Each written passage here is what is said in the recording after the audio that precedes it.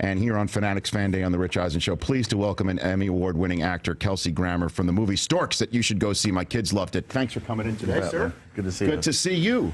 So how do you become a fan of the Miami Dolphins? Walk me through this, Kelsey. Okay. I was 12 when we moved to Fort Lauderdale, Pompano Beach, actually. Okay. I went to school in Lauderdale, and my grandmother bought season tickets for the Dolphins, 1968. 68. So you're talking about ground floor here. Oh, ground floor. Yeah, exactly. And we were on the 50-yard line, about halfway up in the stadium. Beautiful seats. I went every week. It was fantastic, and I fell in love with the team, of course, and followed them, and I'd watch them play. I mean, I did play ball at that point. I played in 6th grade in New Jersey. What were you? What'd you do? I went to I was left tackle. But so you're an offensive lineman. Yeah. You're like bulldozing people? Or yeah, I was off the pretty ball, good at it. people? Yeah, no, there's some people that'll remember some moves I made back then. But back, also we played both sides then. Okay. We switched, so I was defense as well. What'd you do there on defensive line? Left tackle as well. But the only thing I did really right was one kid came up to me once when my granddad was watching. I was raised by my granddad, and said we were on the. It was a goal line stand, right? It's like they're on the 2-yard line, and this kid comes up to me. His name was Chris something. I don't remember the rest of it. He says, "Watch out for the draw." And I thought, what the hell does the draw mean? And I thought, I was 11 at the time. Sure. So, but my granddad's out there, and it's the last minute of the game, and I thought, draw. Oh, well, I'm just going to stay right here and not do anything stupid. So this kid just runs right at me with a football, and I stopped him. Because the draw was going right in the middle of the line. I stopped him. We won the game. Kelsey Grammer with the game-winning stop. Football moment. Game on the line. Did they carry you off like Rudy? No, they did not. But my granddad was pretty happy. It's like Chuck Bednarik in Super Bowl or in the 1960 championship. You just go ahead and hit it. But I was a big kid back then. I wouldn't really hold up as a sort of left tackle. Well, no, I think everything worked out fine for you, Kelsey. Fine. But so when the Killer Bees are out there and they're the undefeated season, you were in the stands watching? I was there. No kidding. What was that like watching a team that didn't fantastic. lose? They were a perfect team. It was fantastic. Earl Marl and all the boys, Bonnie County, and one of the greatest moments of my life in the football stadium was the day, the preseason game, number 22, Mercury Morris, got and ran a kickoff return. Because the entire audience the entire crowd had never seen a guy run that fast. Suddenly he picks up the ball somewhere around the 5-yard line, and in less than what seemed like a second, he was at the 45-yard line. And the whole stadium just went, what the hell is that? Yeah. It was so wonderful to see. And he, every year, is the first guy who's popping champagne corks when a team loses. Oh, yeah. Right. Well, he is the most vocal That's great. of all of them. That's very cool. From back in the Dolphin day. A little braggadocious, okay. Yeah, no, but I mean... he's been through a lot. And I mean, it was a miracle to watch him run. It was just fantastic. This is Jeopardy! Sports round number is 800. Mercury Morris of the Miami Dolphins ran for exactly this many yards in the 1972 season. Tim. What is the 1,000? Yes. In Miami's power-oriented attack, Mercury Morris is the change of pace, the fastball.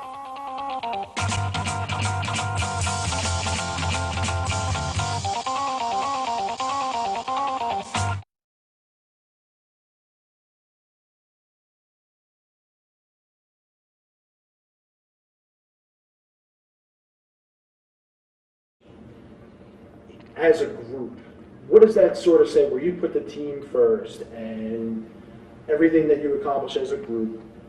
What does that say about your friendship, your character? Can you sort of summarize what that means? When you said that, my mind went to us going into the Orange Bowl at 11:30, well, me at 11:40. Miss Shule said you had to be there at 11:30, so I said show up at 11:40. But I remember the people going into the stands, and to this day, the only difference between them and us is that we went in and got dressed, and they went up and watched.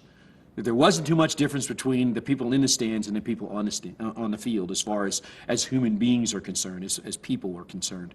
And we prided ourselves in being regular people. that were coachable people. And during that whole time in the 70s where, you know, that kind of era of equal rights and things that promoted the good of the football team and everything about the team that you did it with respect to understanding that you had a responsibility to the next guy to get your job done as far as that was concerned. To me, I don't think, if you ask the majority of people today, that's almost a foreign concept to them. I mean, do you agree with that? Actually, I would say, yeah. At times when we would come out after the games, and we would be out there, and they'd still have tailgate stuff going on after the games, and we'd come out with those guys and hang out with the people there while all the traffic left the Orange Bowl and stuff. So we were regular people who did an extraordinary thing. And so we never held ourselves, like my grandfather told me, you never hold yourself above or below anyone. And that's how Shula coached, and that's what we got from it. And we got life lessons in it in terms of who we were as a football team and where we came from. Because we remember when we were doormats, but we also remember when the transformation occurred, when Shula came, and he brought that transformation to us, and we bought into that transformation. And that was the key to our success, is buying into what he was selling about football and about how football's played, how you practice, and how practice is the most important thing, and the ability to replicate that on Sunday is going to be determined whether or not you're successful or not. And we bought into that entire aspect of it. And that team, in 1972, we were number one in offense, number one in defense, number one in special teams, fewest giveaways, most takeaways, least penalized, scored the most points, gave up the least, ran 7 out of every 10 times in a league that ran 3 out of every 5 times, broke the rushing record that year, falling 40 yards short of 3,000 yards rushing in a 14-game season. And we had the game wrapped up, we came out because he never wanted to give the appearance that he would run the score up. We beat the Patriots 52-0. In the Orange Bowl. Biggest win, biggest margin ever in the Dolphins. We came out, it was 38-0. Shula sends Delgado in, and he says, all right, keep it on the ground. All right, now Delgado gets into a situation, he's just running his quarterback. It's 3rd and something. He gets up, he throws a pass to Marlon Briscoe. Briscoe slips a guy, goes 65 yards to the touchdown. 80,000 people in an Orange Bowl. They're all screaming and cheering. Delgado gets off the field. Shula gets right in his face. I told you to keep the freaking ball on the ground. And he's screaming at him. So he goes back in. Now it's like 40-something. He goes in. They're marching down. He's trying to slow it up. He's running. He gets a 3rd down. He's got to pass it. He passes a short pass to Mandich. Mandich slips a guy. Guy falls down. He goes to the end zone. Now it's 51-0. Delgado comes off, 80,000 people screaming, and Shula comes up to Delgado, sit down, Earl, go back in the game and keep it on the ground. I told you don't ever do that, because he never wanted to make it appear that he was running up the score. Never. Because he didn't want that to be even considered as something that we did. Which is far from what you could say what you Bill Belichick there when he beat the Patriots, beat the Bills 48-0, and they were sitting there on the 4-yard line. And why is Tom Brady still in the game with a minute to go? And I said, we want to give him a chance to see if they could stop us. Yeah, it's 48-0, and you're going to give him another chance to see if you can stop them on 4th down, and you go for it, and you score. It's 54-0. See, that was the karma that killed them, because we were exactly the opposite of that. And it was never an intent to make someone else look bad. It was our intent to get off the field having won. I like that. I like that a lot.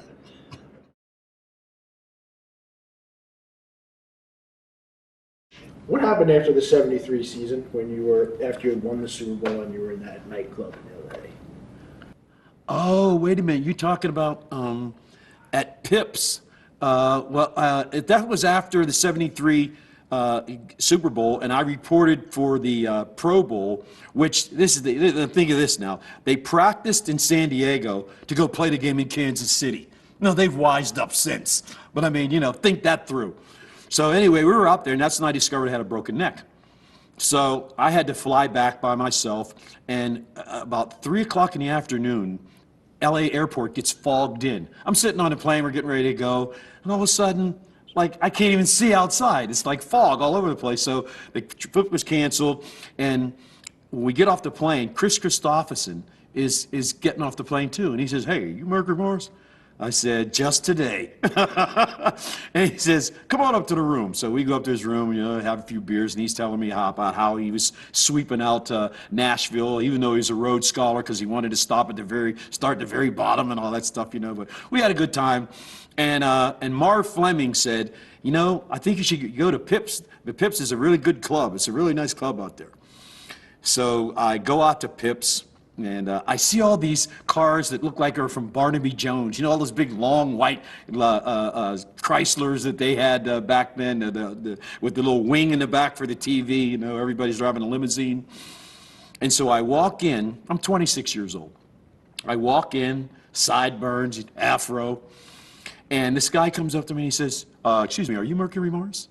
I said, "Yeah." He said, "Well, someone wants to see you in the back." I said, "Who knows I'm here?" So he says, "Follow me, please."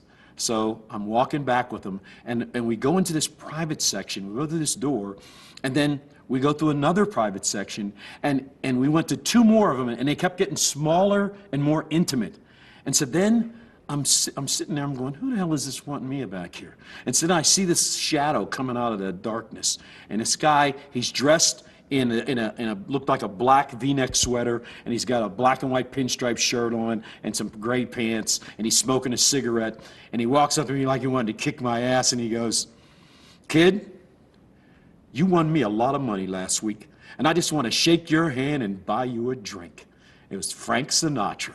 And so we go back, and I'm sitting there with Sammy Davis Jr.'s wife and Milton Berle's wife and Nancy Sinatra, and he goes, "Kid, what's wrong with this Sports Illustrated? They bet you guys are going to lose again." I doubled down. He bought me a drink. It was really cool because he understood that he won the year before. He said, "I loaded up when you guys, and they made you dogs." He said, "I loaded up on that one." He said, "But then when I saw Sports Illustrated, I doubled down on my bet." And he says, "You won me so much money." He says, Here's $500.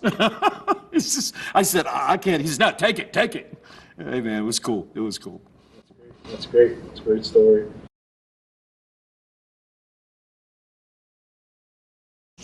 I'm going to fast forward. I know I'm jumping around a little. It's all right. But hopefully you'll get it. You can keep up. All right. Let's talk a little bit about the end of your career. How are you feeling when you're heading into the 75 season, knowing that you had a chance to be the featured back? Well, when Kick and Zonk and Warfield decided to go to the World Football League, and I couldn't blame Jim because his career was waning at that point, and I just want to say this: to this day, I see it differently than I saw it back then, because back then I saw it as what I did, and now I see it as what we did, as what Jim and Larry and I did, and particularly Jim and I, what we did. And there was and I just want to go, in 1972 when we beat Cleveland and Jim scored the winning touchdown, I was so emotionally charged about it. I literally went on the field and to congratulate him, and we came off together, and I was so happy for him because none of that other crap mattered. It only really mattered that we won. I mean, who did it or how it happened, that wasn't the issue. There were ancillary issues outside of us that people continue to talk about, but it had nothing to do with that. But when I got hurt in ~74, so I didn't really have a good year that year. I had a lot of problems. I quit the team, and then Shula fired me. I walked out, and I'm walking out, and then he sends me a telegram: "You're fired." And then I had to come back and eat some cheese to come back up. But then in '75, he drafted a kid named Benny Malone, who Benny, if you told him to run into the street in traffic, he would do it. He never lasted that long because he was that kind of guy. But he was, ironically, as I came in to take Jim's spot or take some of that space, Benny Malone did the same thing to me. in that respect. And I remember saying that in the middle of '75, and once again, I shouldn't have done this in hindsight, but we played against Philadelphia at home, and I didn't play that much, and they were asking me about something. I said, well, it doesn't matter because I'm not going to be here next year. I'm out of here. I want out. I said, I want to go. And so then they ran in and told Don that. And so now we got this little back and forth with the press running and telling Don. Well, Mercury said he wants to be traded. And Shula says, next year, I'll see if I can accommodate him next week if he wants to go. And then they come back and tell me that. And I said, tell him to calm down. I'm going to stay here, and I'm going to be part of this team as long as I'm here. I'm still got this uniform on, so I'm still going to act like that. Okay. So what happened after that is that Don never forgot that. He never forgot that I said that in '75. So in '76, I come back, and I'm ready to play. Even though my knee was messed up and I didn't know it, I'm getting taped every single day, taping my knee. And when you do that, you're in trouble. And I had this attitude I wanted to play. And I didn't play any of the exhibition the first 5 games. I didn't play. And I'm going, hey, if I'm going to get ready to play, I gotta play. And so the 5th game of the year, he calls me in the office. He says, listen, we're going to go another way this year. So we're going to go with Benny Malone. So we're going to go another way. And so he cut me. Then 6 teams claimed me. And I think it was Seattle, New England, the Jets, who else? Kansas City, and San Diego. Now, when I was in the locker room, they said, where do you want to go? I said, I want to go to Pittsburgh, Cleveland, or Oakland, any place but San Diego. And he sent me right to the Chargers. And I found out later that that these other teams that claimed me, they didn't want to pay my salary, because when I went to the Chargers, I was making $125,000. That was the most on the Charger team. And Dan Faust was there, and I made more money than him at that time. Of course, the next year he signed a first $1 million contract.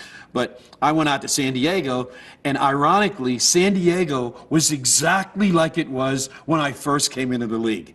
George Wilson and Tommy Prothro could have been like Heckle and Jekyll. They were both the same. And the practices were ridiculous. We had a guy like from MASH, used to blow the bugle. We had drinks and water and Kool-Aid and Gatorade and every place, all over the place. You'd throw water in a guy's face and do all this crazy stuff. It was just crazy. But I saw that when George Wilson was the coach, and I had not played a down of football my rookie year, I got up after him, and he said, well, I'm hoping for a 7-7 season. And I got up right after him. Now, I'm 69 now. I said, Coach, with all due respect, if we have 14 games to play, then let's go for 14-0. If we lose the first one, let's go for 13-1. If we lose the next one, let's go for 12-2. But let us not hang out in the bounds of mediocrity. I was 23 years old thinking, who the hell is this guy? And so we go from that. I go to from George Wilson, and then my Shula years, and then I go to Tommy Prothro, and he gets up in the first meeting, he goes, well, I'm hoping for a 7-7 season. I go, this is where I get off. I was done. And I liked it out there in the beginning, but when I saw that it was exactly like Wilson, no discipline, practices were like MASH, and it was like really kind of ridiculous that when the Shula, if you got fined, the money went to charity. When the Chargers, you got fined, the money went to a party every week. And I was late the first week, and these guys start clapping, all right, prime rib tonight. And it was a party atmosphere that was there, and it wasn't really serious. And I thought, okay, I've had enough. And this is, and ironically, the first play that I ran as a player, and it wasn't the Dolphin uniform, was a play that Bill Walsh called, because Bill Walsh was a coordinator there at that time, the offensive coordinator, who they were grooming to become the head coach. And that's why he brought Charlie Joyner with him as a receiver when he came. So with all expectation, the irony is that we go through that season, and we were 6-8. And then when I got on the plane, as I was getting on the plane, going to San Diego, I told this reporter here, I said, you tell Shula, I said, he'll do no better than wherever I'm going. And that year, the Chargers were 6-8, and that year, Shula suffered his first losing season, and his record was 6-8. So at that time, I kind of got some kind of solace out of the fact that he had traded me to some place that was like that. But I had enough. But how I ended my career, I felt like I was vindicated, because that play that Walsh called, the first time I ever carried the ball again for another team, that play that Walsh called, it was a sweep down inside the red zone, which if I'm coming in the game, they know I'm going to be running, number one. And secondly, I had not carried the whole year. I had not played one down, and so I didn't have any practice, no hitting or nothing.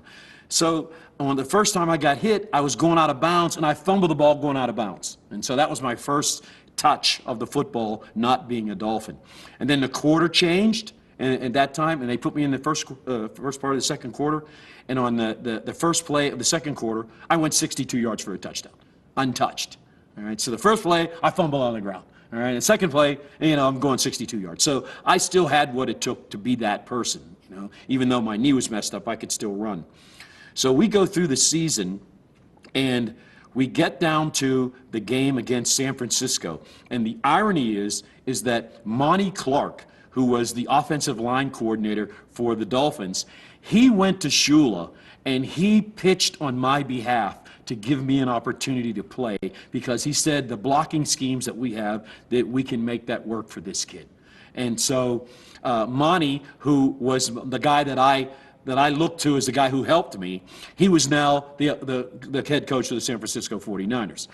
So now we come in at halftime, and it's the next to the last game of the year, and he says, Gene Klein, the owner of the team, came in and said, in front of us, you lose this game, you're out.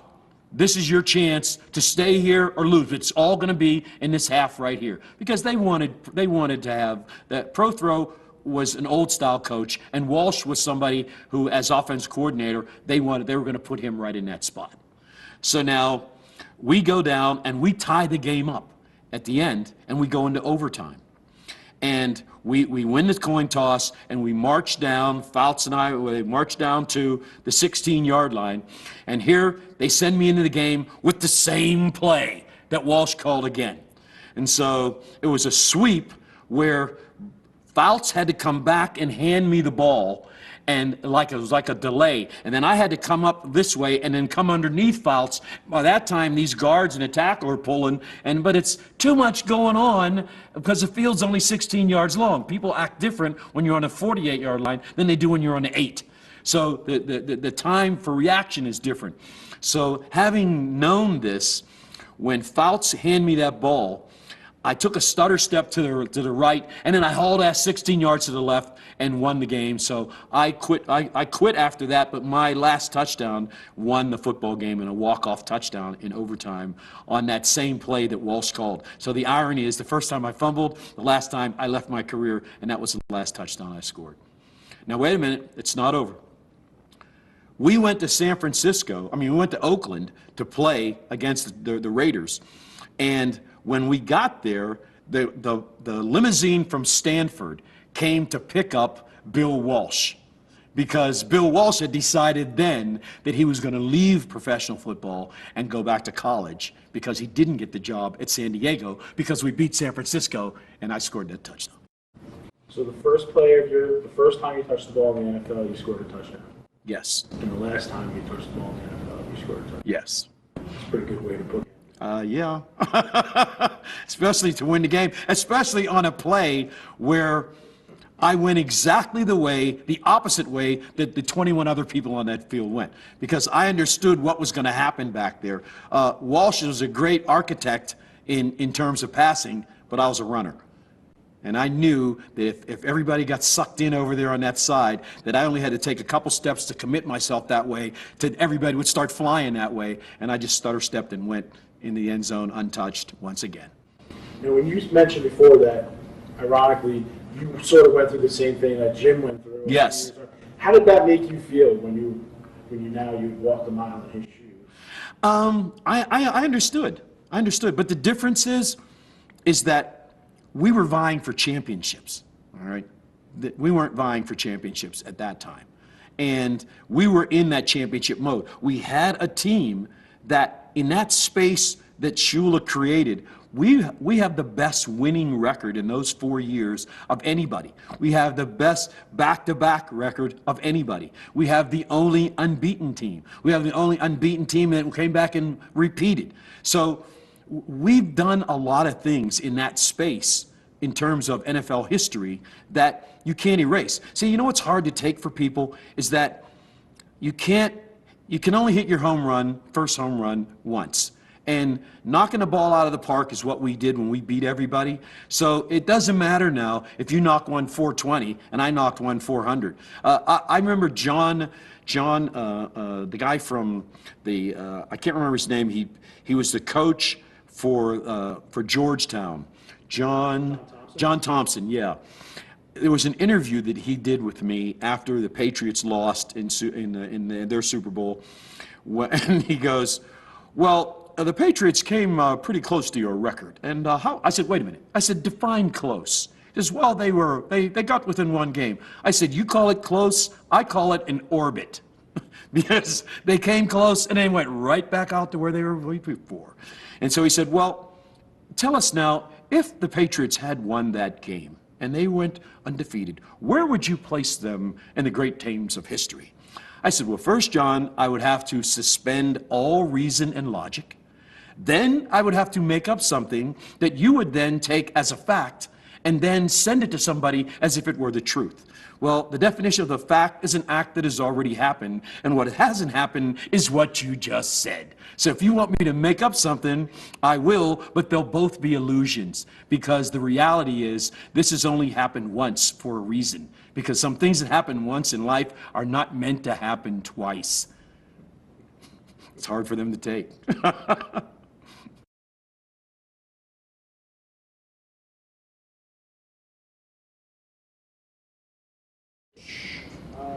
Is there another reason, another reason that you decided to retire in 1977? Were there other reasons? Well, I had had enough.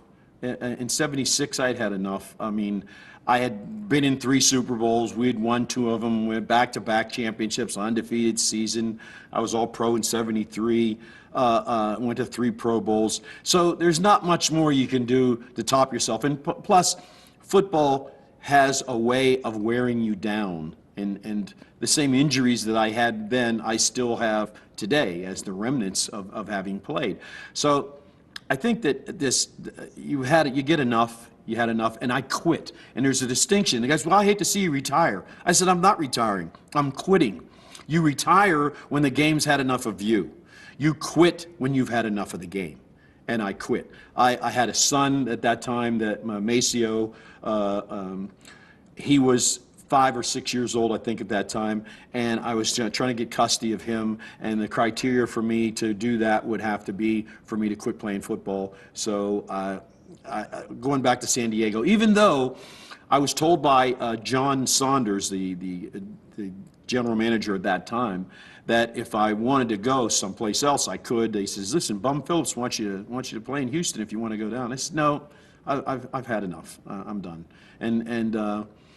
It was bittersweet, because I had come from the greatest situation, and it started out like with the ridiculousness of the '69 and how bad we were, and then it didn't end the same way, but it ended in a way that kind of like how I started out. So you had the great part of it in the middle of it, and then at the beginning and the end were both kind of the same.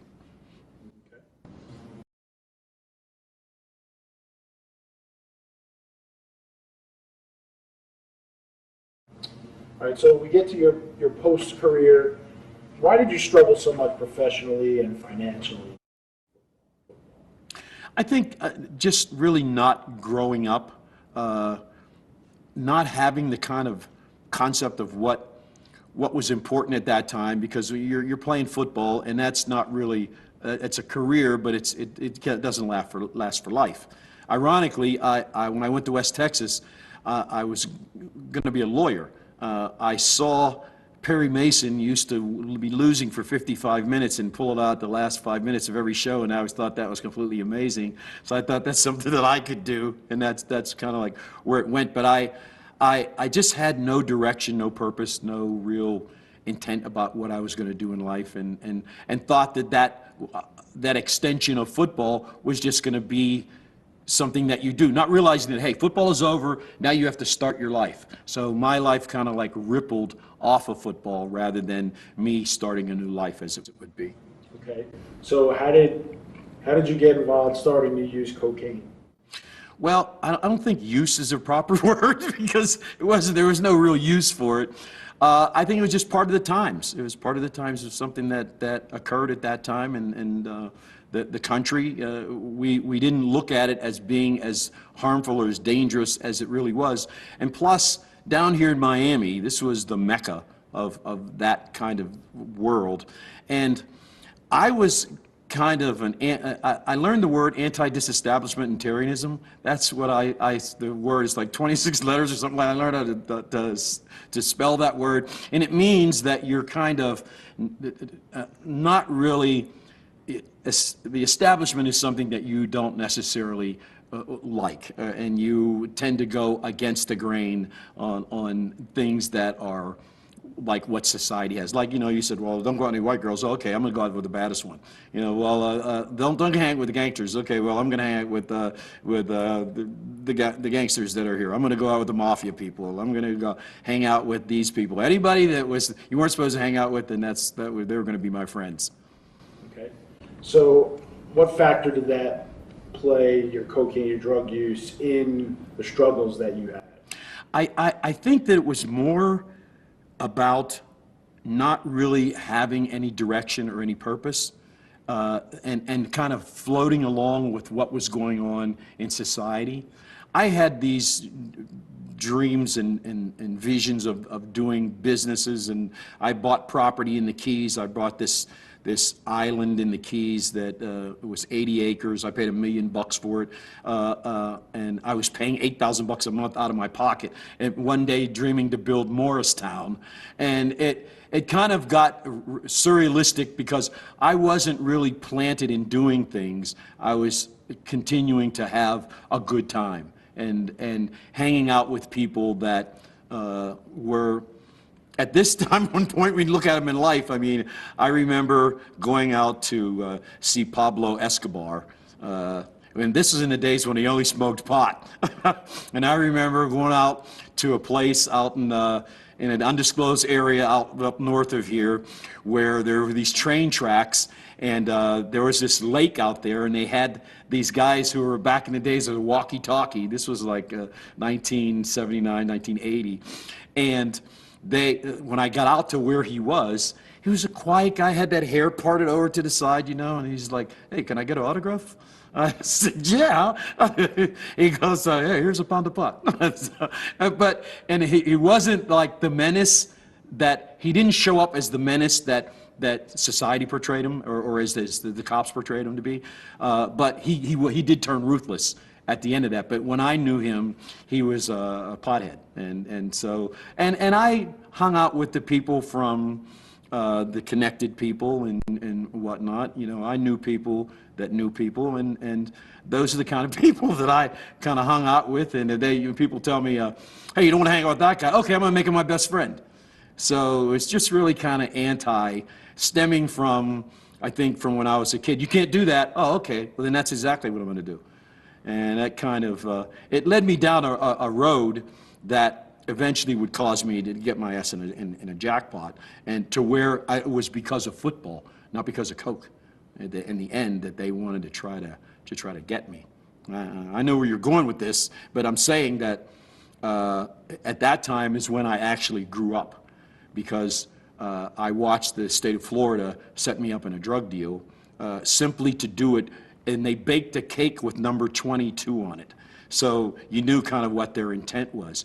And they were so driven by the idea of trying to destroy what was there in terms of my career and in terms of what I'd done. And this was in an era, you see it in politics now. If I make you wrong, that makes me right.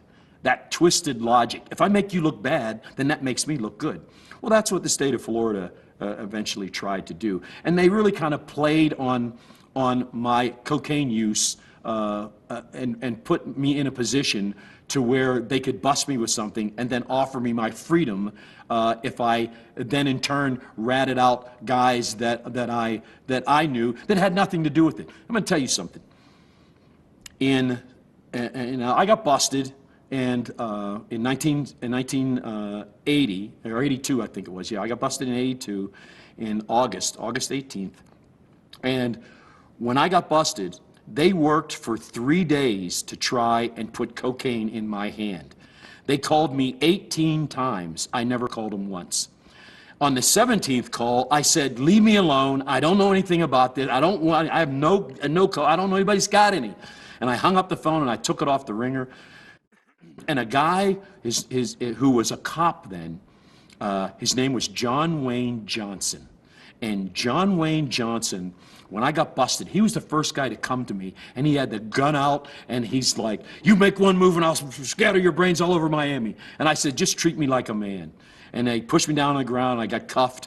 And I sat there and I watched them take cocaine out of the car of the guy who brought it there and bring it into my house.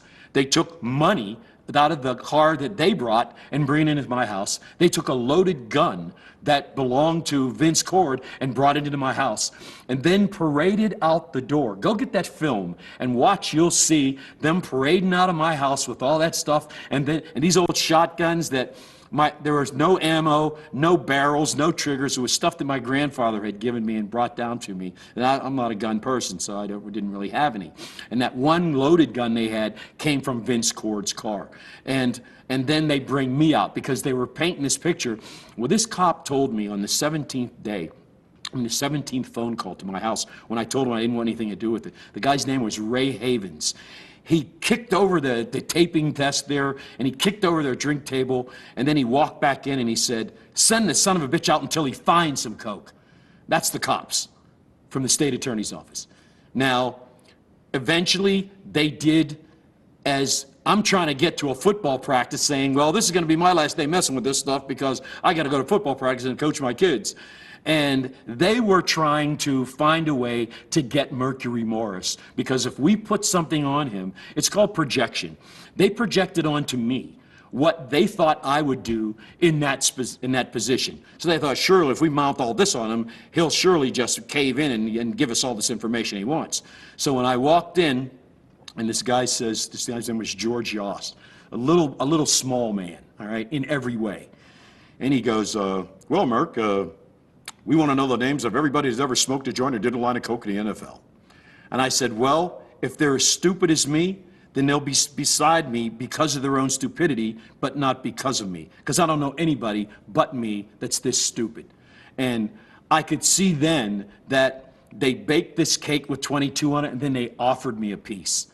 And it got to be where you could see that they were trying to mold this case to make it so that they took Vince Cord, the guy who brought the coke to my house. Now, this is something called the trafficking statute. And I wrote something that I'll give to you called the pizza guy. And it's about if you're in the room and you get busted, then the pizza guy serving you pizza, he gets busted too.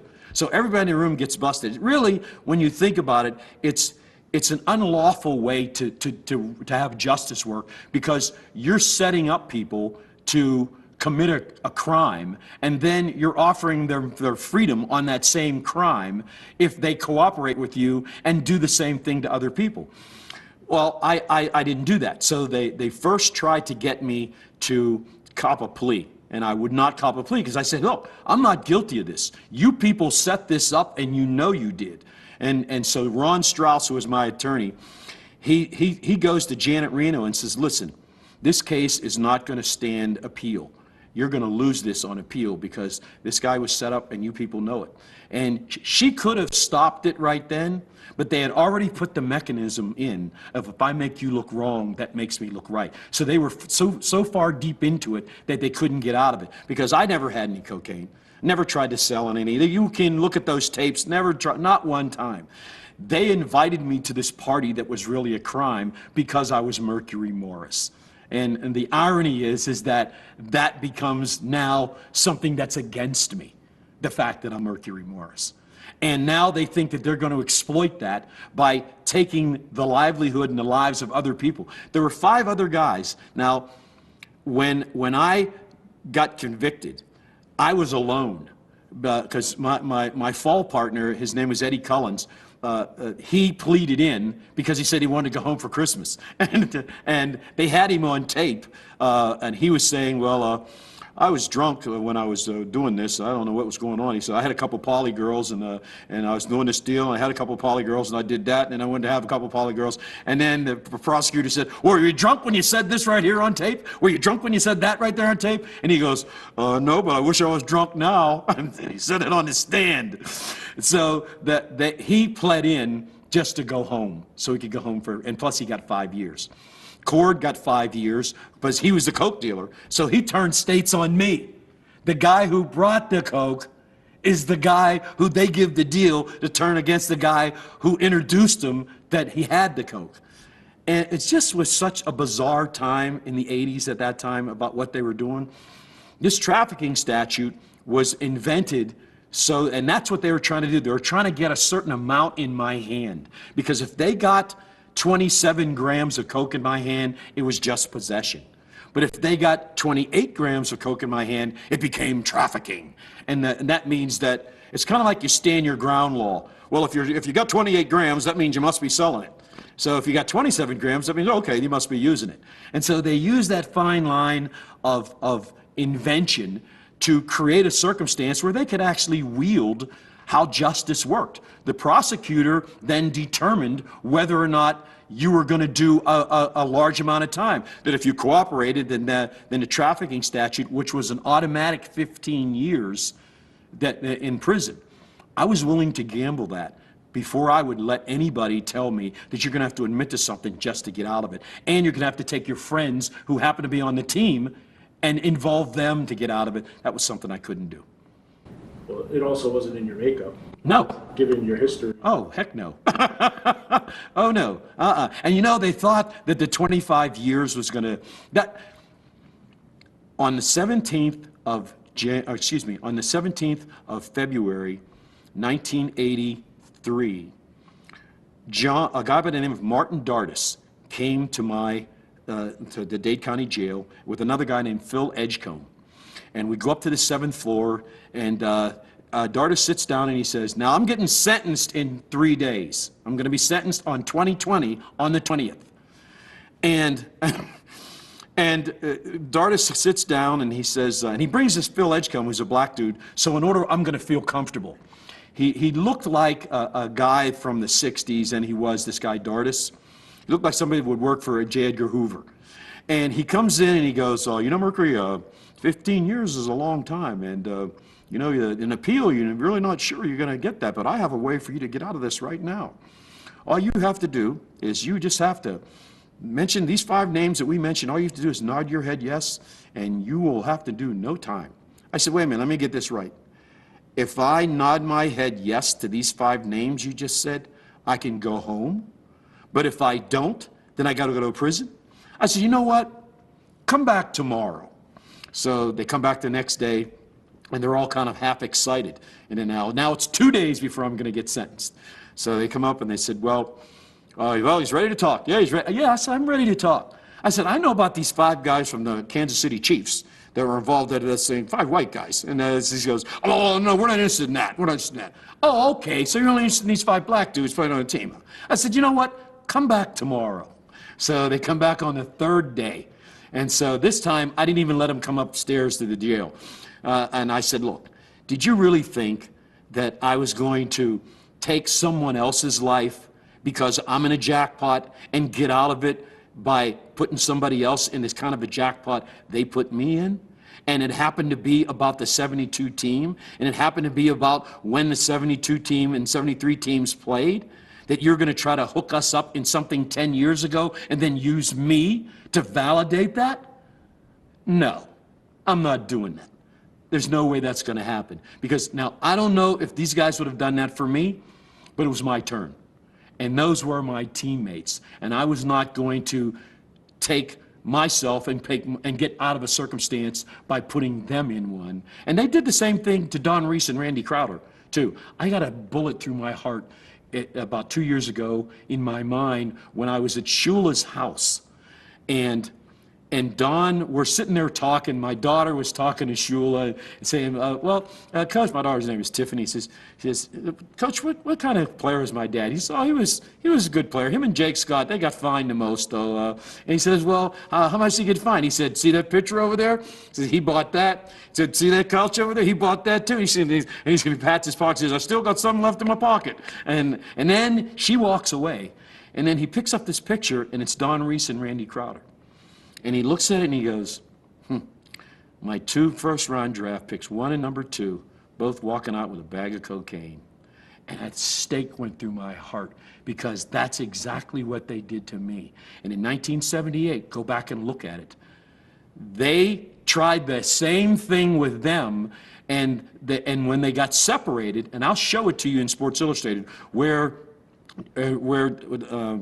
Don Reese and Randy Crowder's still living. Don Reese passed away, but Crowder told me that they went after them for 9 days.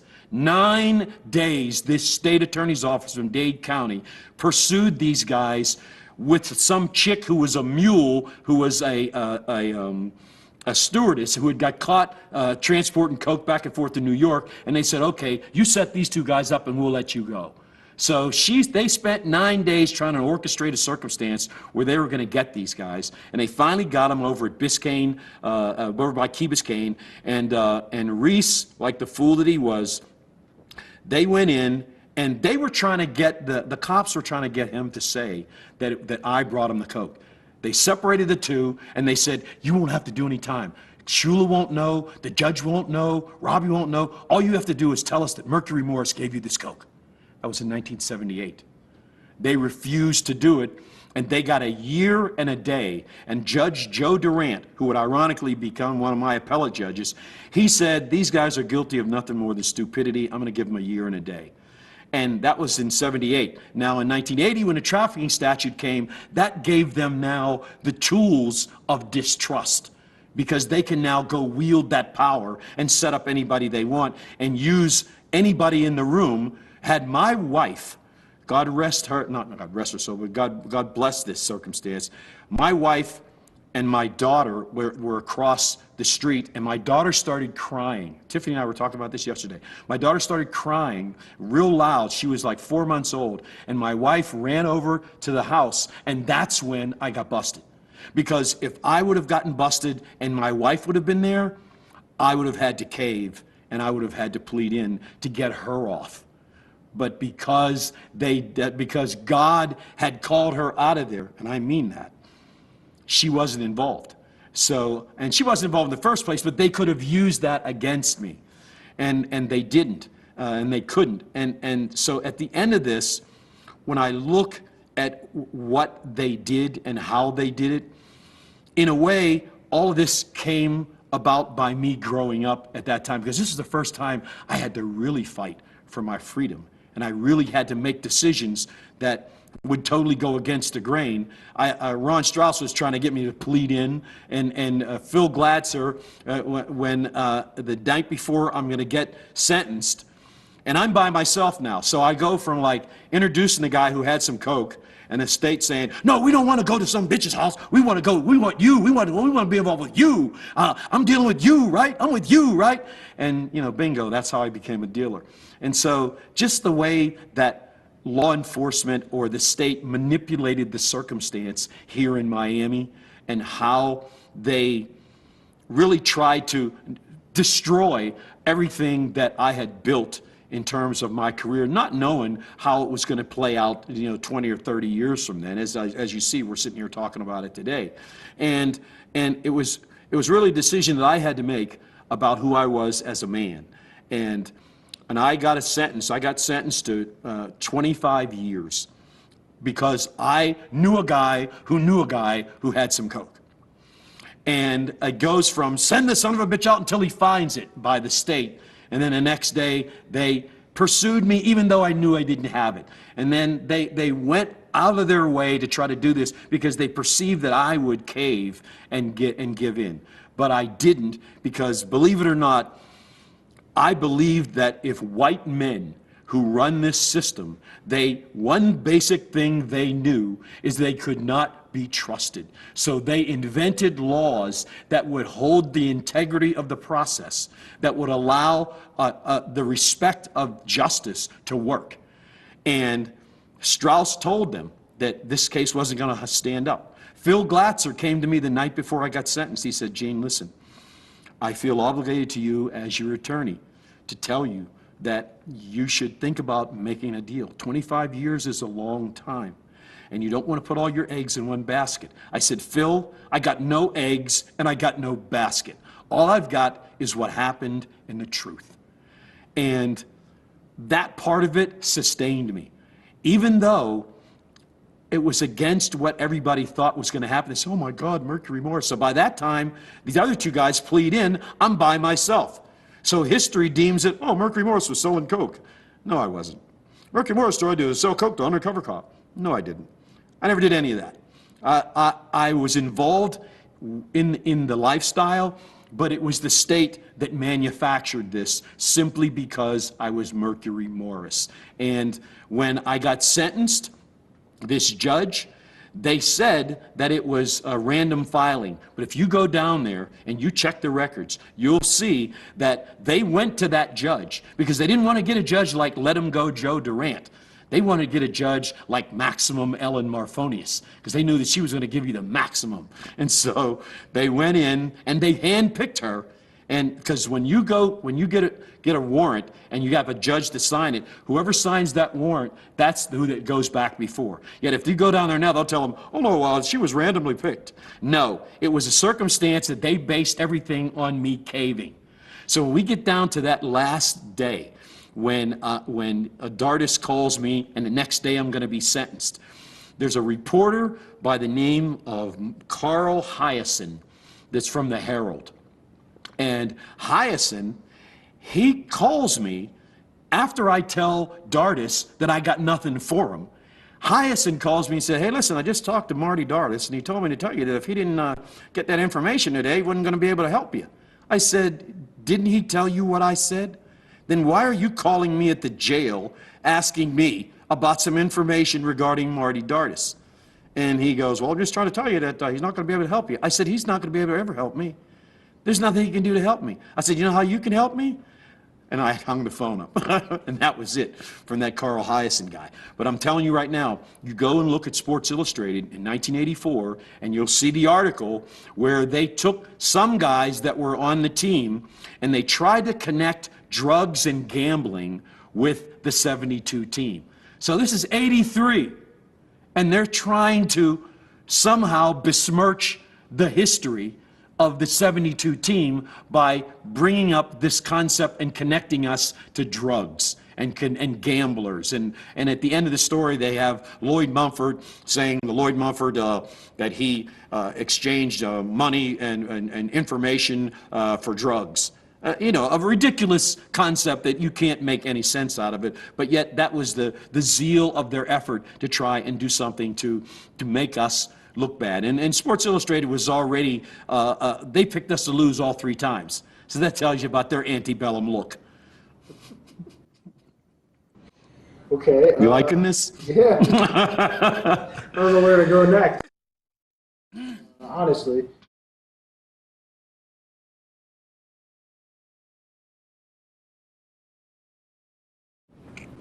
Now, I know also at the same time, before you went to trial and everything, you suffered from headaches. Can you describe to us what that felt like? You know what? That was one of the lingering effects of why I hated football at that particular time, because I then had this condition that started from a misdiagnosis of my neck. I thought that I had a bad sprain because that's what I was told by the team doctor. And when I reported to that All-Star game, to Pro Bowl out in California, John Madden was the coach of the Pro Bowl, because we had beaten the Raiders in the AFC Championship, and whoever loses in the AFC Championship, they become the coaches of the Pro Bowl. So I took the physical, and then Madden calls me up, this half nervous kind of, listen, you can't play in this game. They came back, the x-rays came back, they said, your wrist is okay, but your neck is broken. Because I told him, I said, check my wrist, because I think it's broken, and x-ray my neck. And then it came back, and he said, you got to go to Sharp's clinic right now. They got to come back and do these tests on you. And so I never played in the game, and the game was in Kansas City, so everybody left. And that's when I found out that I had a bad neck. But about a year and a half after that, in 1977, I started slowly having these migraines that started to increase, and they became worse and worse, and it got to the point where I went to a doctor. His name is Scott Russell, and he was a neurologist. And in his office, he had all these snakes, and he had anything that could kill you if it was out. He had it as a pet. And so, but he was a great guy, and I could go see him at 12 o'clock at night. And I'd call him, I'd say, listen, I'm in the middle of a migraine. And I'd go in, and he'd shoot me in the back of the neck with cortisone and xylocaine at the base of my skull. And when he did it about 5 times, and then after the 5th time, it did no good. And that's when he said, in 1980, he said, look, you got to have surgery. So we called in a neurosurgeon, and that I had a cervical laminectomy and bone fusion to relieve a nerve root compression at C5 and 6. Now, the significance of that injury is that a majority of the players that have neck injuries, it occurs at C5 and 6. Because Doug Betters is in a wheelchair and should have his disability pension, but instead they crossed him out of it, and they kind of told him that his injury that he had was not from football, but this other doctor who specializes in is Nick Bonaconti's son's deal. I can't remember the name of it, but it's a charity that works for helping people who are disabled and who can't walk. And Doug was paralyzed from the waist down, and I had the same kind of injury, but mine was at C5 and 6, and a majority of the players who play and have had that injury all happen at C5 and 6, because just like he told Doug, he said the spine is like a fishing rod, and where it's going to break is at its least amount of resistance, and that's at C5 and 6, just like a fishing rod breaks right at the top. And that's what happens to the guys who play now. And that's what happened to me, but they didn't realize that then. They didn't diagnose it until almost 4 years after I was out of pro football. But by that time, I was in misery. When I had the surgery, it was like this relieving kind of concept. At first, I started doing coke, but that was a relief. And the next thing I know, I'm still doing coke, and I'm out of that loop. But that was during that time of my life when it was just an absolute misery as far as my physical condition was concerned. These headaches, you couldn't. I mean, people who have migraines know exactly what I'm talking about. That your life, you can't stand any light, you can't stand anything. And this went on for quite a long time until I had that surgery. And I know you told an incredible story in your book.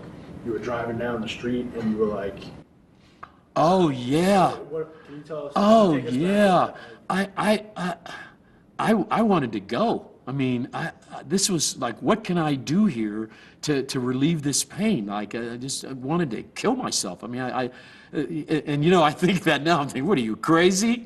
but when your mind is like that, then your thoughts are not those that are rational.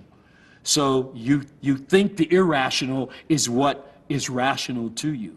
And so that thought of wanting to drive through an intersection, hoping that another pain would come that would be a distractor to that pain, is what I was looking for. But I was looking for help. And finally, Scott Russell, he's the guy who determined that, like, hey, this is not going to work. You're going to have to get this surgery. And I had it done in 1980.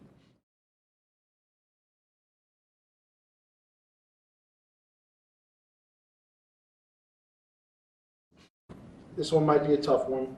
Can you tell us the story of missing the 10-year reunion of the Dolphins in 19? Oh yeah, that it won't be tough, but it was tough at one point.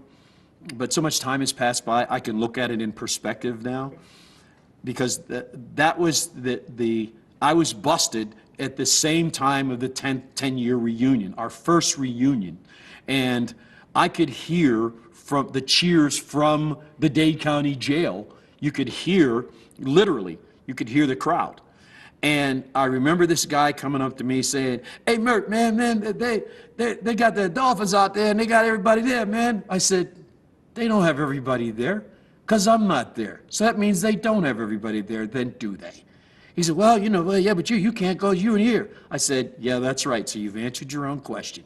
Now, I put that face on, but when Paul came to see me, that was a very touching moment.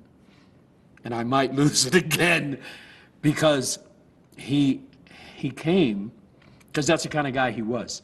From the day I met Paul Warfield to that day, and to this day, the very day right now, he's always been a special person for me, because he came from a situation in the Cleveland Browns, from a championship situation, and he came to the Miami Dolphins, and he didn't really believe they were going to trade him. He's going, "I'm getting traded to this kind of team." But he, with Shula and those dice, it became a perfect situation. But just the kind of man that this guy is, and has been, and the kind of friend that he wasn't afraid of being connected to me. He was concerned about who I was. Okay. So what's going through your head when you hear that whole ceremony going on? You know what? I was so immersed in my own mire that I couldn't really put it in perspective. Like, what do I know about the first one? Because we hadn't had one. I was in a jackpot that was really, it surpassed anything that had ever happened to me, including Super Bowls. Because, when a person says you're fighting for your freedom, you don't really know what that means unless you have subjective experiential knowledge in that. And not having that, I kind of flailed for a while about why I was there, but I was determined one thing, to not cave and acknowledge something that wasn't true and make somebody else look right when they were dead wrong at what they were doing. Utilizing sport and my name and my accomplishments to besmirch my character and the character of the 72 team. I felt more obligated to protect my teammates than I did to protect myself. Well said.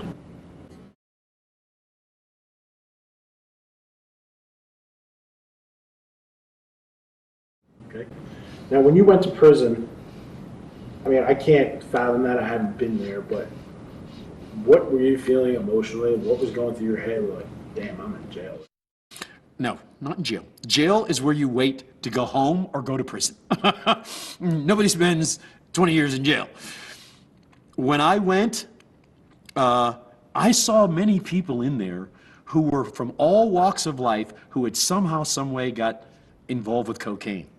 I have a friend down here, and I won't mention his name, but he's a prominent guy. He owns a big flooring company, and he works with the Harlem Choir. He's Jewish, and he works with the Harlem Choir. He works with the boys' clubs. He does everything he can to atone for getting caught up in that rat race of the 1980s when he got involved with the cocaine, trying to make a quick buck, just as John DeLorean did. John DeLorean and I, we shared a stage one time about how only they saw that it was a setup, and he did get out of it. Mine, this is the state of mind of the state of Florida. And even to this day, they'll try to pretend like somehow what they did is not what they did, but the facts bear it differently. But that whole era, that whole time, was a time in which life was different then. Life brought you different things. But if you don't see in perspective what it's bringing you, then you have a tendency to kind of think what you're seeing, like, that face you see in the moon, like when you look like Jackie Gleason, it's not there. that's an illusion. And when you look at it, it looks real. And if you don't know that it's an illusion, it is real. And using Coke to bide your pain is an illusion that you create for yourself. And then, so you have this pain that you think you can take it away with that, but it doesn't work.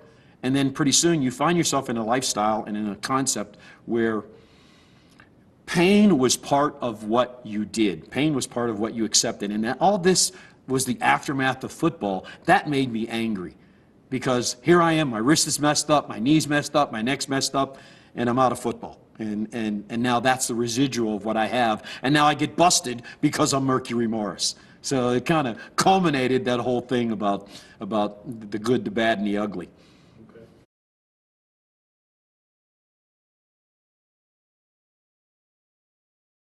Well, I can tell you right now, when I first went in,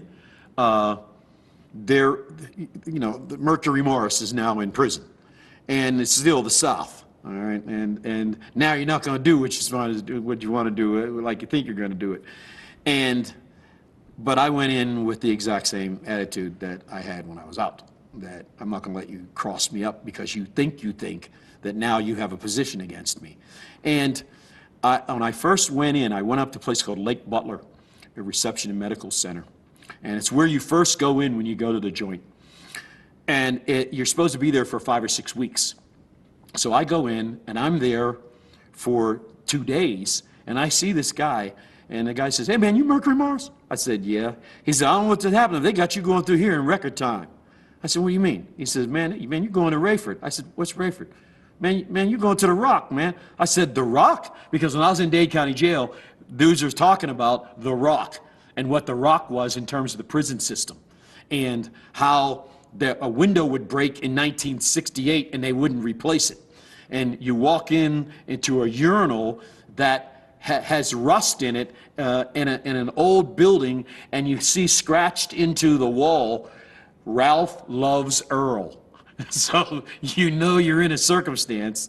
And when I first got there at Lake Butler, the guards and the inmates, they both had certain aspects of who I was.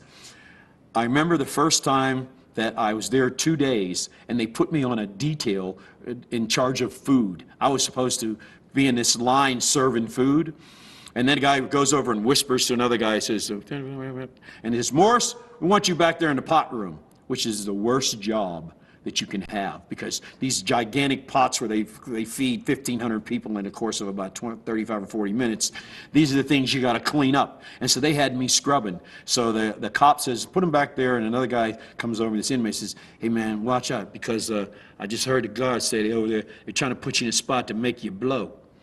And that's the terminology for they're trying to get you pissed off so they can do something to you. So I go in, and this is, "Oh, you want me to clean the pots?" I cleaned every freaking pot that was in existence in a record time. And I'm sweating, and I'm going, "Well, where's some other pots? You got any more for me?"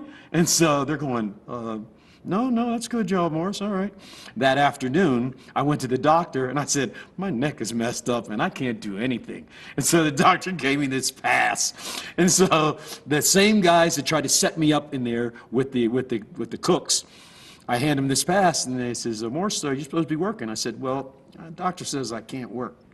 And they look at it, and it says, "Well, this says you can't do much of anything, can you?" I said, "I guess not." And so that's when they started to put me in line, where we came in. This is a transition center where you go in there and you're orientated into prison life, and then 6 weeks or 8 weeks later you go to another camp. They said, "Okay, line up in alphabetical order. So I start over here, and Morris, we want you up front in every line. Every time you get done with the test, you go to the next line and get at the top." And in 3 days, I was ready to go from a place that I was supposed to be there for 6 weeks. And when Goo comes up to me and says, "Hey, you're going to the Rock," and on that Friday, I called Strauss. I said, "Strauss, I don't know what's happening, but I'm supposed to be here for 6 weeks, and they got me going here. I get there Tuesday, and on Friday, I'm going to the Rock. So you better find out what's going on." So Strauss, he's already feeling bad because I got convicted, all right? And and his secretary, Debbie, she has to be the person to call me and tell me that I've lost in a case or I've done something, because Strauss, he's so hurt that I lost, and I didn't need that. And I needed somebody else. And eventually I would have somebody else come that worked in the same law firm. But at that time, when I told Strauss what was going on, he called somebody from the state attorney's office and from the state. And he said, well, I don't know what's happening, but my client, he says, what's the average time for an inmate to come in through the matriculation system? He said, well, probably about 6 to 8 weeks, and then he goes to another camp.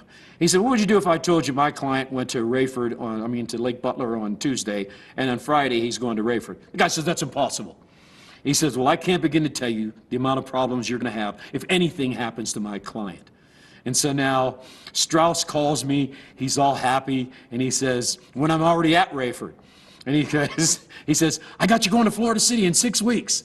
Now, when I showed up there, I see this guy named Paul Trafficante. I don't know if you know that name or not, but that's a name, well, look it up when you go home in Tampa.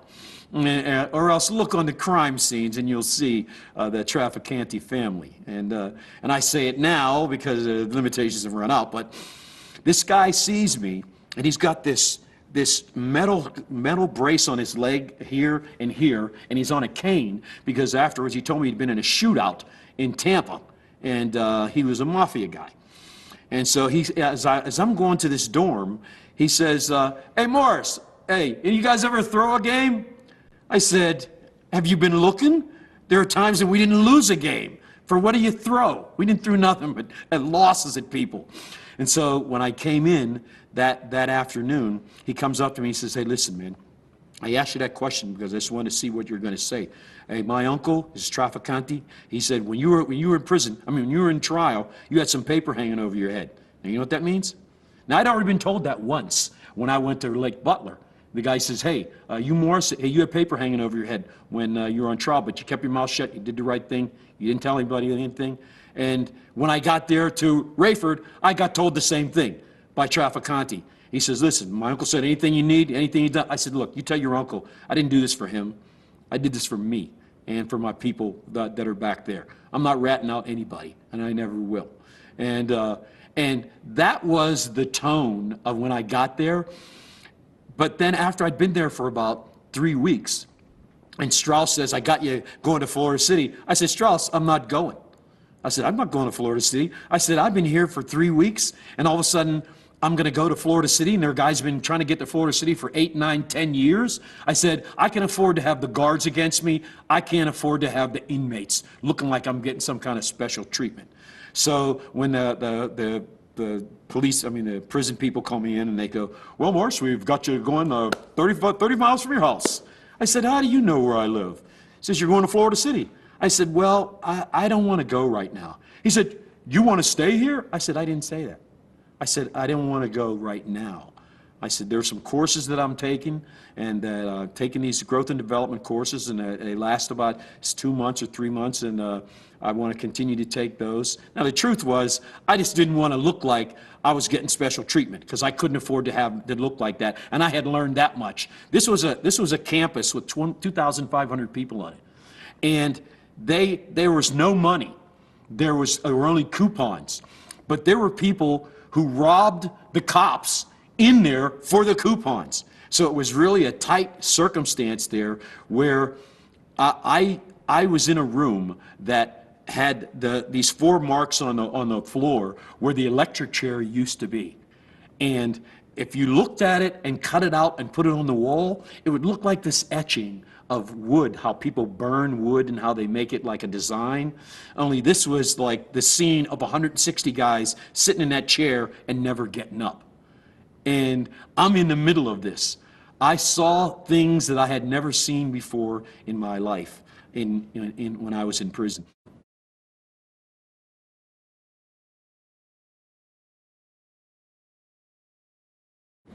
How did you feel when you learned that this long shot appeal was going to be heard, and you were like, all right, I got a chance. I was, screw you, everybody. I was right. Hey, I never doubted it one time. As strange as it seems, as I told you before, this was a black-white thing. It always has been. This is the state of mind of the state of Florida. It is always going to be a black-white thing. You can take these little patches of history out and you put them all together and they'll look like a quilt patch of things that people have done to people here because of color. And I saw this as no different. They loved it because I was the first black person, I think, that they knew that could pronounce his ings. And that kind of intimidated people, what they perceived to be as superior intelligence to them, because black man's not supposed to be like that. Hey, you sound like you're white. I said, no, I don't. I sound like the dictionary, which is afforded to anybody as long as you can pronounce the words. So don't fool yourself like somehow your source of significance is that you're not black. I saw it as being able to take this justice system, that if it was going to work, it was going to work because of the integrity of the process. And the higher you go up in the process, the less guilt or innocence is concerned, but more as to whether or not you were treated fairly in accordance to the Constitution. And as corny as that may sound, that's what I hung my hat on. That I was going to see that these white boys who invented these laws were going to be able to stick to them. They couldn't do it in the beginning because they were able to manipulate the circumstance. But once you go up into the system, the integrity of the process is what works. And when a black judge by the name of Wilkie Ferguson, if I don't have him, I'm only getting out of prison in 2003 if I don't have Wilkie Ferguson there. Because Wilkie Ferguson, who then would become a federal judge, where I file my civil complaints against the NFL right there at Wilkie J. Ferguson's building, where it's just a federal building now. But he was the judge who sat on the 3rd DCA and dissented. And he said, this was just a case of somebody coming after this man because he was Mercury Morris, a high-profile name who had accomplished a lot, and they simply wanted to bring him down. And the Supreme Court adopted the dissenting opinion. So it wasn't a long shot, it was the process itself. Now, had Wilkie Ferguson not been here, we'd have a completely different story. Because when it got there, by the time it had gone up through, you go all the way back to Strauss telling Janet Reno, hey, this will not survive the civil process in the appeals process. And it did not survive. So when we got to the Supreme Court, and I told Strauss that because when I lost in the 3rd DCA and the dissenting opinion was taken, well, the 3rd DCA, I didn't even know what that meant. And then Debbie Ronka, she calls me, who was Strauss's secretary, she still is. She calls me and she says, Gene, you lost your appeal. No, the lower court was upheld. Let me start that over. She said, Gene, you lost the appeal because the lower court upheld the decision. I said, what's that mean? They affirmed it. I said, what's that mean? That means you lost. And I was stunned for a minute because I was in prison, but I was in jail in prison for violating a verbal disrespect charge that I had gotten, one of the 5 that I had gotten there, because there were guards who couldn't stand me, and there were guards who really respected me. But when I found that out, and then I just worked to the next level, so it took almost a year and a half to get to the next level. And then when the Supreme Court accepted that dissenting opinion, so that means they took what the dissent was and they made that the argument. So I won that decision. It was a 6-1 decision with no dissenting opinion. But the most important part is you get the footage from the Supreme Court, and you see Phil Gladser. Phil was the same guy who came to me and said, Gene, you don't want to put all your eggs in one basket. And Phil, I got no eggs in no basket. I made him argue the case. And Strauss, who couldn't call me because he was too hurt, I said, I got to have Phil argue this case. Phil's an appellate attorney. He is a spot-on guy. He knows what he's doing. I respect him a lot. I said, Strauss, I love you, but I don't need talk like they got Spartacus, like a Mercury Morris hanging outside the gates of Rome like Spartacus. I said, I need somebody who can spout case law to these people, because that's what it is. Because by that time, I was involved in my own case here. I was trying to do things that supported knowing what was going on the whole time. So by the time we got to the Supreme Court, Phil Glatzer argued such a case by simply saying that the state of Florida did not care anything about cocaine. The state of Florida cared everything about Mercury Morris. The state of Florida never had an intent to do anything about a cocaine problem that existed in Florida. All they were concerned was busting Mercury Morris and getting him to then turn on somebody else. And when the state came to argue, the Supreme Court justice, they said, Mr. Musto, in my day, my college professors would call this a textbook case of entrapment. Can you prove to me any different? And then he came with, well, you see, like Amos and Andy. Well, you see, we wasn't trying to entrap them. We was trying to set them up, you see, because set up is like a, that's a street word, but entrapment, that's a legal term. We wasn't trying to do that. We was just trying to set them up. Naturally, that didn't fly, and that's when I got, but still, what irks me to this day, if I would say the one thing that I regret more in life than anything at all is allowing myself to walk into that courtroom when I won the case and came back, and I wanted to go back to trial. The state was eager to try to make a deal, and I'm saying no deal. So I said, I'm not pleading in. I'm not pleading to any, because I'm not guilty of anything. I went all this way, and now I'm gonna plead for what? I said, I was ready to go back if I lose this time, but I'm not gonna lose, because now I got too many witnesses that'll say this is what this people did in the state. And so Strauss said, well, Gene, this is there's an old law, it's been on the books, it's called a plea of convenience. And I said, a plea of convenience? He said, yeah, it's just, it basically says you've had enough and they've had enough. And I said, but I'm not pleading in. And he said, no, you don't have to plead in. So I walk in the courtroom, and I'm sitting there, I'm fully ready to go back to trial. And George Yoss, this guy, I don't like this guy. And the reason why I don't like him, I'm going to step off for him a second. The reason why I don't like him is because in 26 or 28, when the Super Bowl was out in Arizona, when the Patriots played the Giants, I go to an NFL party, NFLPA deal, and I'm eating, and they're paying me to sit there and eat and be Mercury Morris. All of a sudden, I see these two bottom feeders over there across the way, and they're sitting over there with money out, and it's George Yoss and Greg Victor out there at the Super Bowl. These two lawyers who he convicted me, and then 3 years later, he became a lawyer who then was defending the same people who were put into prison because he got a source of significance through me. They got money out. And when I walked by, he says, hey, Merc, you remember us? I said, remember you? Remember you? Like a tattoo, I remember you. And the other guy, Yoss, handed Victor the money because they had bet $20 that I didn't know who they were. Yeah. This is the same guy that walked in there in an effort to still be right, because this is all ego. When you're going after Mercury Morris and you put a 22 on the cake, it's all ego. And the ego is never wrong. So here they are now trying to find a way to be right in which they were dead wrong.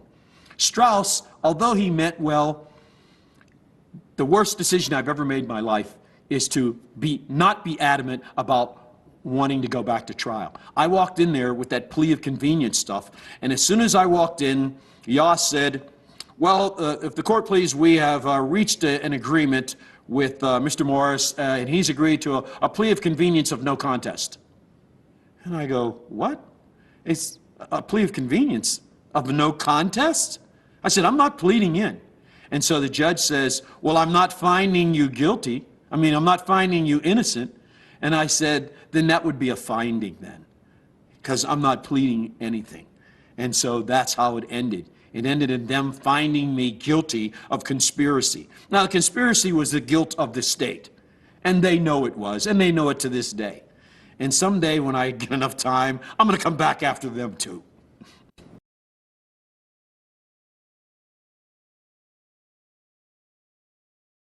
How did that whole experience of being in prison, jail, going through that whole ordeal, how did that change you as a person? it made me look at life in a different way. It made me look at appreciation, because I lost my parents during that time. And that was tough, and this might be tough too. My mom died when I went in, and my father died the week that they said I was going to go free. So my parents never lived to see me clear my name. So it became important for me, as is important to this day, to clear my name. I'm going to do something this year to have that happen. Only because, as Strauss, as he said, Gene, just get on with your life, write a book, make a movie, and just go on with your life. Well, because of the internet, your life goes on. I have fans that are 14, 12 years old. I used to never return fan mail, never. Now I always return it, every time. Because if someone thinks enough of me for my accomplishments out there in sport, that to this day, that they would want my signature on something, that would give them a kind of a solace about those memories that they had back then that's when I realized what my part is and was in this life. And to bring joy to people over something that you've done, bragging rights are what sport is about, whether it's the moment to moment or whether it's all time. To be in a position, to be on a team that you have the quintessential concept of bragging rights, of having done something that no one else has ever been capable of accomplishing, even the zenith of the Patriots. I tried to tell them that don't try to go undefeated because somebody's going to beat you, just because of that. Now, we didn't try to go back and go undefeated. We tried to go back and redeem ourselves. And that's kind of like what it is here. Redemption is what really works, because you get more out of redemption than you do out of just being all that is.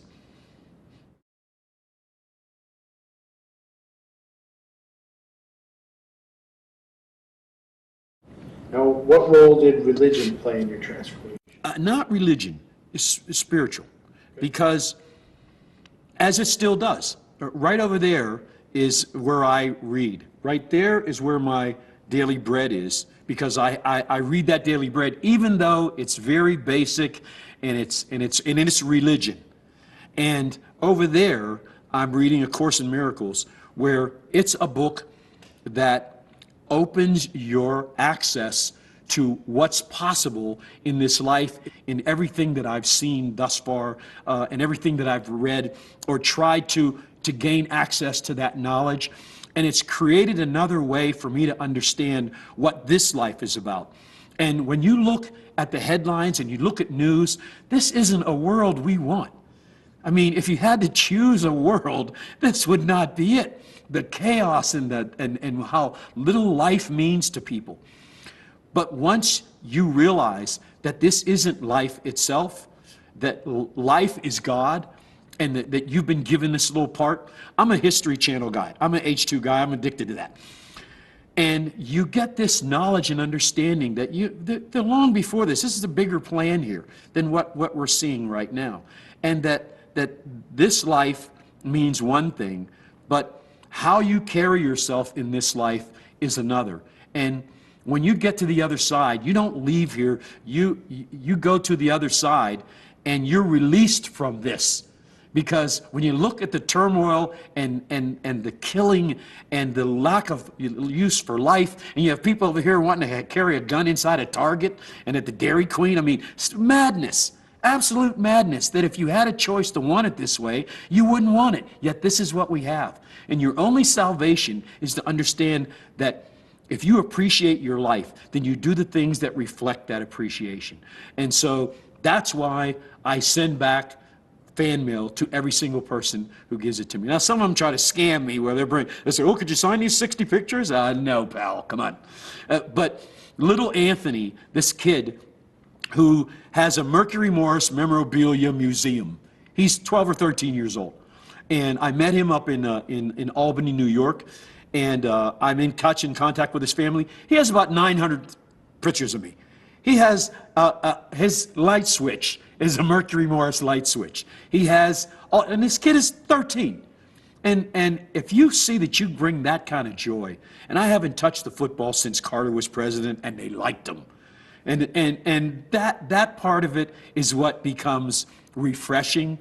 And these people are all part of this connection in life that you're simply supposed to do good for people, and your reward will come afterwards. And all the things that you see about religion and these politicians that go up on the cross and they talk this crap about what their beliefs are and in their opinions, and then those things turn into judgments, and the next thing you know, you got themselves being right about something where they're dead wrong and attaching religion to it. As I look, I'm happy now that when I go to the other side, I'll get to see my grandfather again. I'll get to see my mom. I'll get to see my dad. And they'll be new. They won't be old. I just watched that movie where the kid was trying to explain who he saw when he went to heaven. And he showed this picture, and he says, "You saw my grandfather?" And it was his father's grandfather. And he goes, "Yeah, I saw him." He said, and he showed him an old picture. He says, "No, that's not him." And he went and he dug up all these other pictures, and he found a young picture. He says, "That's the guy I saw. That's my grandpa." So isn't that amazing to look at the possibility of what that could be if that's true? Well, I know it to be true because I believe it and I've seen it, and I know that God is showing us what's possible for us if we just treat people the right way. Religion, you see people killing people over it, all right? But the spiritual aspect of life and the salvation that you get by simply treating people the right way is worth more and more valuable than anything that I've ever. And if I had to learn all the lessons that I had to learn to get to this spot, I'm happy to be there. Okay. And when you go and you speak to people, why is that work so gratifying for you? What are you trying to accomplish when you're talking to people?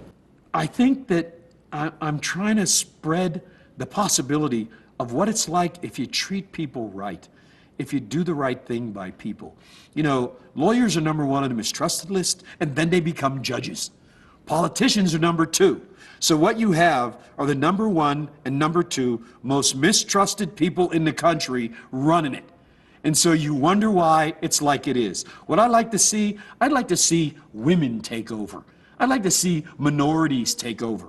I'd like to see, let somebody else run it for a while. You've run this thing into the ground, and look at you. Look at Congress. They're the worst, the most lowest productive people in the history of the existence itself. And they're there to be able to help people because they've lost all vision of what's right for people. And they've installed themselves and made themselves more significant than what you're doing. And when Jesus said, the Republican walks up to him and he says, "Hey, Jesus, how can I get into heaven?" Jesus said, "You know, like cash you got? Give it away. Start helping other people out." And he said, "Well, how else can I get to heaven?" And he said, "Okay, see that camel over there? Take this needle and then walk across the street. I'm going to be watching. And take this needle and put that camel through the eye of this needle. Then you can get into heaven." And he goes, "What?" Yeah, he said, "That's right. Because, hey, pal, what you're doing down here, that's not what you're supposed to be doing. You're supposed to be helping people. All those riches you got will do you no good there because money is of no value.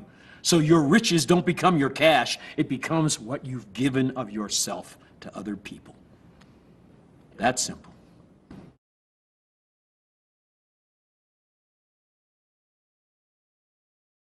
I just want to ask you a couple of housekeeping things that we can use as, what are your feelings about going on this trip and seeing two of your good old friends and teammates and guys that you have this incredible history with? You know what, man?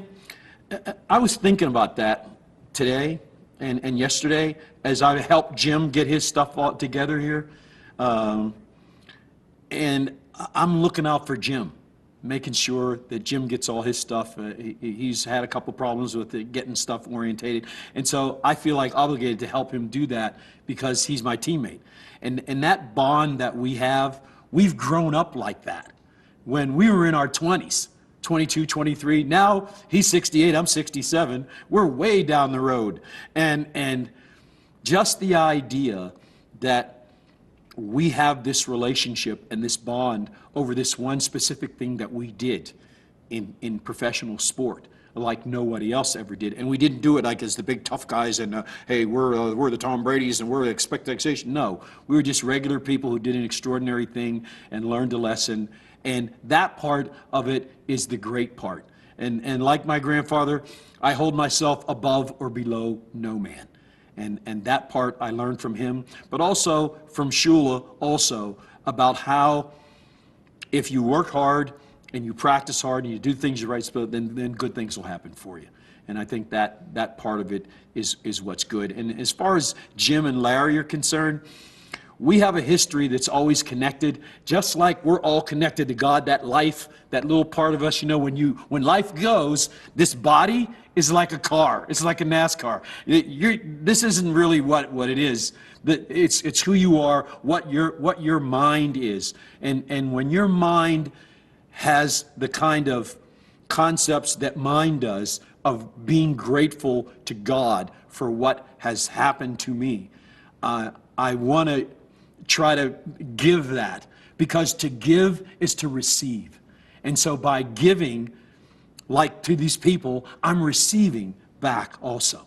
And that's a concept that I've only learned in the last 10 or 12 years, but now I've learned what it was. That was the same thing that I did when they wanted me to snitch out my friends. And I refused to do that because that would have given them something that would not have been right. And out of that, I received back my own integrity intact, because I know that my friends would have stood for me, and therefore I stood for my friends. And that bond with these people that we had on the team, it'll never go. Kuchenberg, you know, he didn't go to see President Obama. And there's a thing now about that with some of my teammates. And when he and Manny and a couple other guys didn't show up, some of the guys got really upset about it. Larry Little got upset, you know, and he had a few expletives about Cooch. And we then went to an autograph session in December of the following year. And Cooch was there, but nobody talked to him. He was like by himself over in a table, and all the other guys were at the bar and over here. And when I walked in, I walked straight to Cooch, and I sat down and I said, "Hey, Cooch, what's going on?" He goes, "Nope, nothing, just sitting here reading the menu." And I said, "Well, you know, you want to know something? I'm not involved in what you guys got going on right here." I said, "Because this is all stemming from back then when you didn't want to go see Obama." I said, "But I'm sitting here because you're my teammate from 1972. It has nothing to do with President Obama." But he couldn't hear that because he had to defend what he was doing. His was an attack, but he was defending it by attacking President Obama right then. "Well, Obama, he's a socialist and he's a this." I said, "Cooch, that's what you say. But right now, he's not here. I'm here. And I'm the guy from 1970 that you met. And we've been friends ever since because of that bond we have right there. So I'm not going to hold it like these guys are doing, because you guys are doing the same thing. They're defending by attacking you. And how they attack you is to pay no attention to you. And how you defend yourself is to tell me that Obama is a socialist and he's all this and he's all that." I said, "So you're defending yourself by attacking President Obama still, when there's no need to do that. If you could let that go, if you could find a way to just simply let it go, you'd see the difference that it never really meant anything in the first place. Because what you guys have going on right here, problems that have no meaning, that are meaningless, cannot be solved at the level in which they were created. And that's what you got right here. They're attacking you by saying nothing, like you're not here, and you're attacking them, calling it defense. And that's what I learned, that to defend is to attack. And that's what you see in politics. But God doesn't do that. So if people could learn that peace creates the salvation that allows you to get along with one another and prosper and grow and want good things to happen, and then there wouldn't be this. Greasy said to me, he said, you know, I bet you when Cooch, years from now, Cooch is going to look back at this and he's going to say, man, I wish I'd have done it. I said, no, he's not. Because he has to defend his position. And what's working here is the ego. And I told you, the ego is never wrong. And unfortunately, that Cooch hasn't learned that yet. And my teammates, some of them haven't learned that yet because they feel the way about Cooch the way Cooch feels about them. And all of it is meaningless. It has no meaning. And that was what has allowed me to understand, to take things that mean something, they mean something. But things that mean nothing, don't make something up about something that is meaningless. And that's how you can prosper in life, by not making up everything against a guy, but rather being for the next guy. In other words, to give and give this, you then receive it back. And that's where I am now.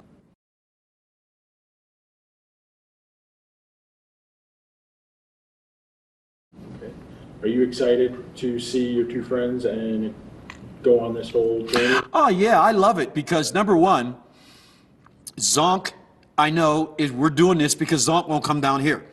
So me and Kick are schlepping up there, and I'm looking at this, and, you know, we got to go from Miami to Atlanta, then Atlanta all the way across what you call your United States of America there, all the way up to what you call the other west part, and then we got to go from what you call your Northwest Passage there, all the way up to what you call up this closest microphone, all the way known as Anchorage. And then in Anchorage, you got to take some kind of plane, and ain't got but one engine on it, and fly over to some place called Unacleat, which 1,100 miles down south of that is Hawaii.